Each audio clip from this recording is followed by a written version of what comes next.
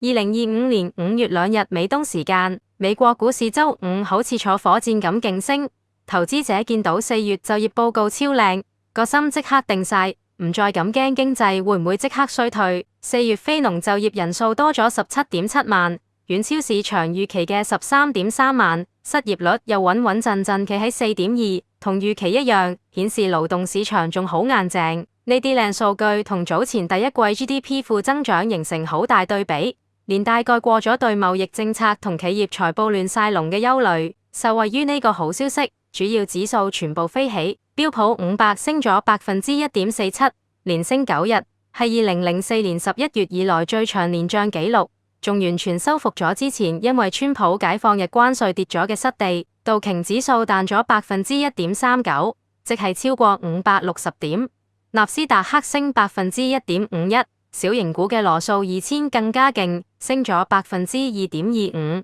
不過靚數據背後都有啲細節要留意，薪資升幅慢咗，平均時薪月增得0.2%，年增3.8%，係2024年中期以來最低，可能幫到聯準會唔使太驚通脹。但財報就話關稅真係有影響，蘋果話今季會因為關稅蝕9億美金，仲考慮搬廠。股價即刻跌咗3.74%，亞馬遜都唔係好彩，財測好保守，提到關稅同經濟衰退憂慮，股價跌咗0.4%。雖然佢廣告收入仲係掂，勞動市場硬淨同關稅壓企業前景嘅落差，睇得出而家投資環境好複雜，市場仲喺度諗7月關稅90日暫緩完結後點算。費城半導體指數都好威，當日升咗3.53%。反映投資者信心翻晒嚟，暫時唔使太驚衰退。但分析角度睇，雖然今次反彈好勁，但之前市場趨勢仲係有啲不利信號。